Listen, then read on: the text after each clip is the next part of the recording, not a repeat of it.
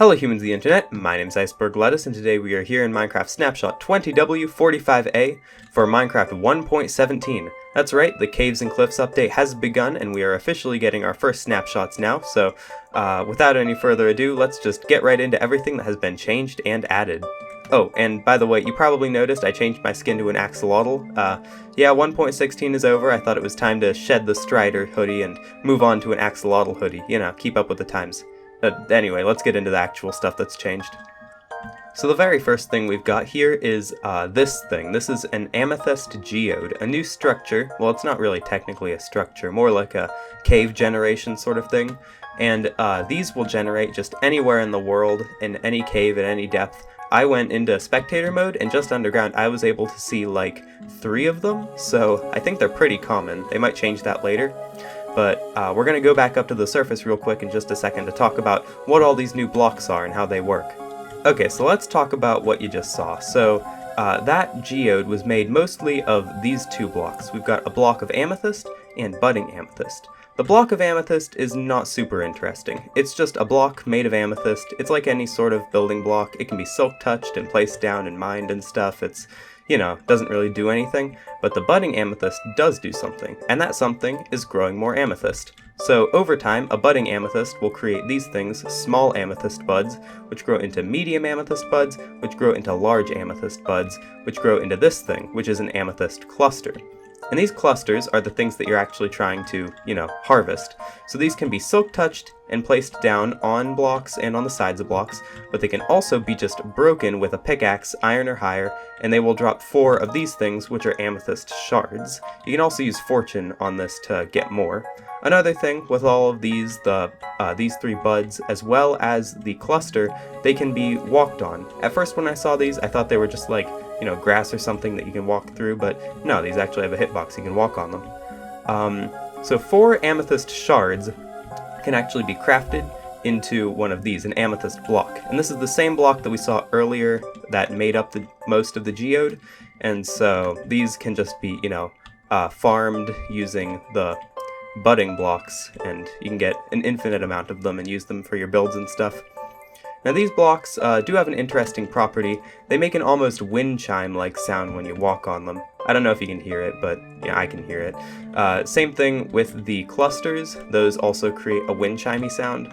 And they also do this when you hit them with a projectile, such as a snowball. So I don't know if you could hear that, but they make a little wind chime sound when you hit them. So along with that amethyst geode comes 2 new building blocks. We've got calcite and tuff. So these 2, I think they're pretty nice building blocks actually, but they only generate along the outside of that amethyst geode. So I think that's a little unfortunate because it means these are going to be some pretty rare blocks considering you'll have to find geodes to actually mine them. Next up is a totally out of left field addition that they did not hint at all, which is Tinted Glass. And this can be crafted using 4 amethyst shards and 1 block of glass. And this glass has a very interesting property, which is that it does not let light through. So as you can see, I built a little room here, which is totally enclosed. And as you can see, in the middle there, the light level is absolutely nothing, because this does not let any light in. And this is going to be pretty useful, I think, for building stuff like hostile mob farms, where you need total darkness, but you still want to be able to, like, see what's going on inside. So you can build those farms out of tinted glass, and it will keep it dark, but you'll also be able to see what's going on inside. The last amethyst-related thing there is to talk about is this, the Spyglass, and this is crafted with 2 copper ingots and an amethyst shard. We'll get to copper in just a second, but showing this off, you can see it works exactly like they showed in Minecraft Live. You can hold right-click to zoom in and look at stuff far away, and when you let go of right-click, it zooms back out. Next up is a very exciting addition, which is the candle. So candles are crafted using 1 honeycomb and 1 string, and that will give you a plain candle with no color, and then you can put them in a crafting grid with any sort of dye, and it will give you a dyed candle of that color. So here's a magenta one, and as you can see, we've got a bunch of light blue ones here too. And so just like sea pickles, candles can be placed 1, 2, 3, or 4 at a time in 1 block space, and you light them up by using a flint and steel. So when you first place them down, they'll be unlit, but once you use a flint and steel on them, they'll be lit up. Interestingly, they can be waterlogged for some reason, even though you can't actually light them up like that. And the last place you can put them is on cakes, which is pretty funny, I think. They just go right on the cake, and well, once you take a bite, they just pop off. Next up, we've got copper. This is what copper ore looks like now. I believe this is a slight texture change from the way it looked at Minecraft Live. I'm pretty sure they added some green to it. And so this can be smelted down just like iron into a copper ingot. And then 9 copper ingots can make a copper block. And they have changed the texture for this from how it looked in Minecraft Live, and I absolutely love this. I think this is a super good looking texture. And then 4 of these, 4 copper blocks, can be crafted into 4 of these, cut copper. And so this cut copper is the type that can be made into slabs and stairs. Unfortunately, it seems like you can't use regular copper blocks to make slabs and stairs, but maybe that'll change in the future, who knows. So as described in Minecraft Live, all of these different types of copper, the regular copper blocks, the cut copper blocks, the cut copper slabs, and the cut copper stairs will oxidize over time, and over time they will, kind of change their texture, turn a little bit more green. And this takes, they said, a period from around 50 to 85 Minecraft days, so that's quite a long time. And these have 4 stages, so there's just regular copper, then there's lightly weathered, semi-weathered, and just plain weathered.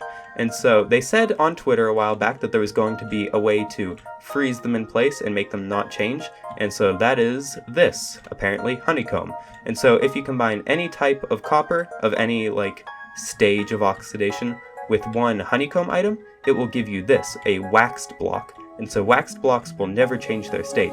You can do this with any type of copper, except obviously for the very weathered copper, because there's not really a point in waxing that because it's not going to change anyway. So the only other copper related thing we've got here is the lightning rod. So this works exactly like described at Minecraft Live. It protects an area around where it is placed from lightning strikes and attracts all the lightning towards it.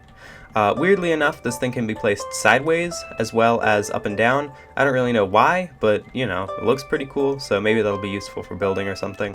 This thing is crafted with 3 copper ingots in a line just like this, and it protects an area of 64 by 64 blocks. In addition, it gives off a redstone signal whenever it gets hit. I can't really show this off because lightning is totally random, but as you can see, it's connecting to this redstone line here. Now moving on to the bundle, we finally have a crafting recipe for the bundle, which is 6 rabbit hides and 2 string. I'm not sure I really like this crafting recipe because rabbits are so hard to obtain, but maybe this will change in the future. So bundles work exactly like they were described at Minecraft Live. You just hold the bundle and you hover over some items and right click and they will be added to the bundle. They did, however, change the UI of the bundle. So before it just kind of showed a bunch of random items in this little window here, but now it actually tells you, just like a shulker box, what's inside and how many of them there are. And so to empty this, you just hold it and right click on it and it will dump out everything. Unfortunately, it seems like it just dumps it into your inventory, which I think might get a little annoying if you're trying to put bundles in chests and stuff, but who knows? Any of this is subject to change, so we'll have to see how it turns out in the end.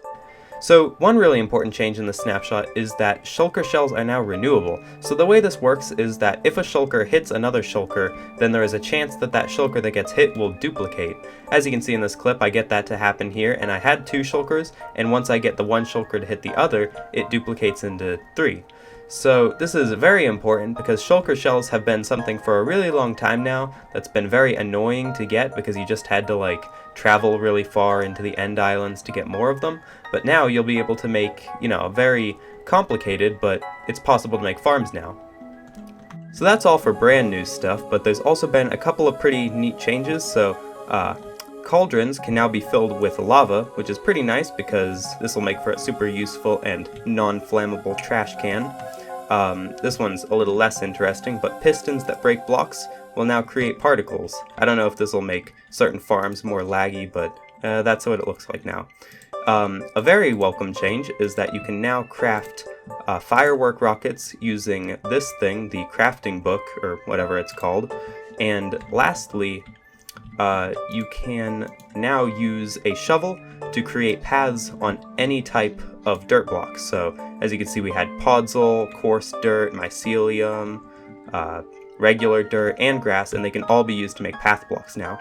And one more weird little change is that minecart rails can now be waterlogged. I don't really know why they changed this or how this is useful, but you can put rails in the water now.